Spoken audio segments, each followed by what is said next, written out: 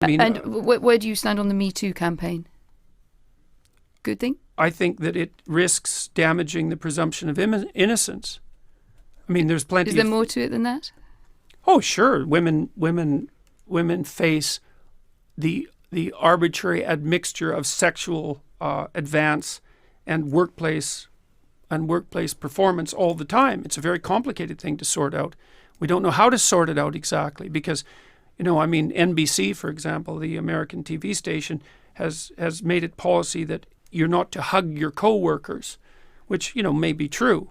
Although I don't think it's the sort of thing that a corporation might be deciding for people. But we don't know exactly what the rules are for governing male and female behavior in the workplace because we've only been working together for about 35 years, 40 years. We don't know. After 35 years, wouldn't it be possible to figure something out? Not when you're talking about a transformation in behavior that's that profound.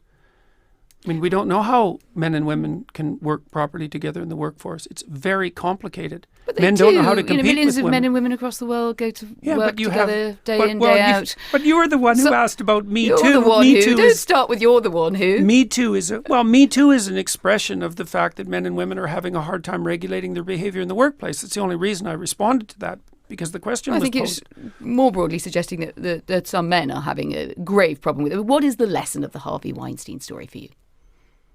Someone should have said something about Harvey Weinstein much sooner. But we could start somewhere else. We could start with Harvey Weinstein was wrong to do what he did before we get other people should have spoken out. It's that's the secondary order issue. Fair enough. I thought that went without saying. There are going to be psychopathic predators.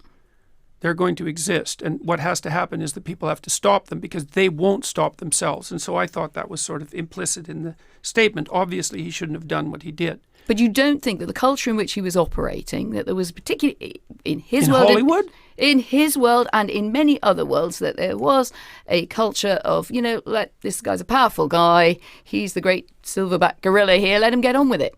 Oh, I think that culture was everywhere in Hollywood, which is why I think Not it's just in actually Hollywood? quite... Well, Hollywood particularly. I mean, the casting couch idea has been around for a very long period of time. And I think that the Hollywood types who are all upset about this should look to their own devices with regards to the role they've played in fostering the culture that managed that. So it sounds like Hollywood itself, or the women, or who? No, the entire culture. We were talking about culture. Yes. So, I mean, it's certainly that the Hollywood... What's the sensible thing for women to do about Me Too, to your mind, and what's the less sensible thing? That's a hard question. It isn't obvious to me exactly what men and women have to do in the workplace to make that kind of sexual predation much less likely, with also subjecting themselves to restrictions on the sexual aspect of their existence that would be unbearable. It's very difficult. What would be unbearable about that? How about everybody wears the same uniform to work? That's what the Maoists... Well, look, if you want to eliminate the differences between men and women sexually at the workplace, you have to constrain the sexual differences. I mean, men wear suits to work. Well, we don't have to eliminate the sexual differences for people to work together with respect. You have to eliminate them to some degree. Why? I'm genuinely because you're trying puzzled. The question here is, to what degree should sexually related behavior be impermissible at the workplace?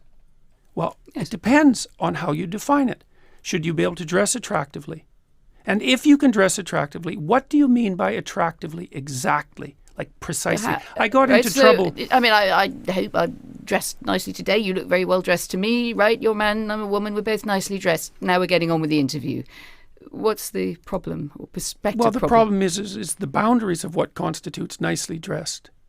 Because because part of what constitutes attractiveness, part of what constitutes nicely dressed is sexual attractiveness. Because you can't separate out human attractiveness, sexual attractiveness from human attractiveness.